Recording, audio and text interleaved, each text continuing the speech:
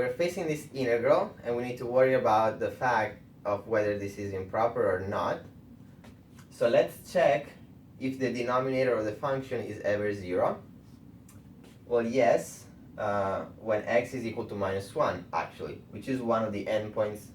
Therefore, this integral is improper, which means we have to interpret it through a limit. We need to replace this with a variable and send the limit when the variable approaches -1 from bigger numbers. So that's going to be -1 plus, as follows.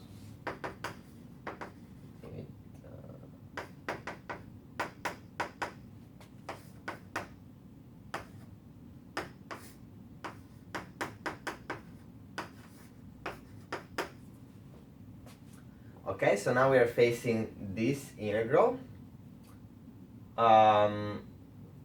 What's the way to do it? We could use a substitution, for example.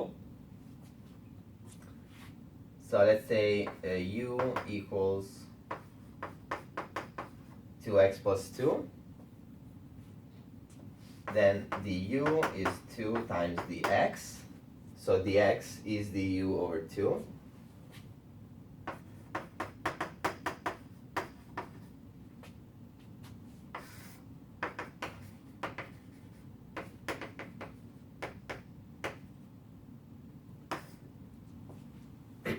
So this becomes 1 over the square root of u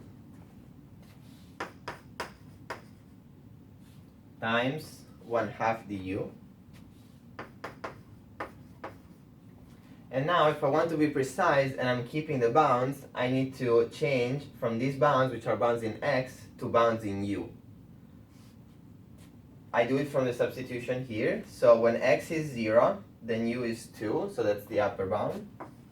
And when x is t, then u is 2t plus 2.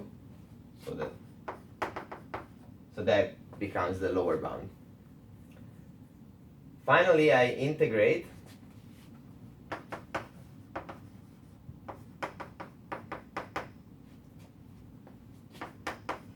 So 1/2 can come out, and 1 over square root of u, remember it's u to -1/2, so you integrate it by increasing the power by 1. So -1/2 plus 1 is 1/2, so u to 1/2, and then divide by the same exponent, so divided by 1/2.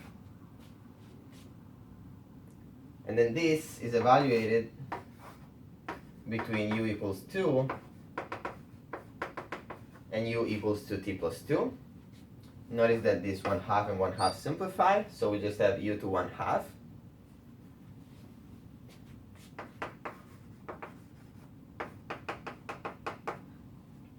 When we plug in 2, we get 2 to 1/2, that's the square root of 2. Minus, then we have the square root of 2t plus 2.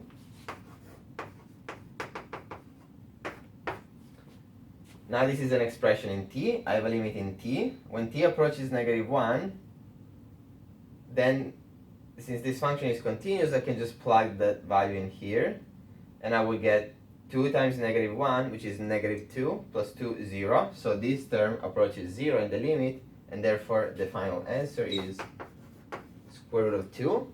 That's a finite number, meaning the improper integral is convergent.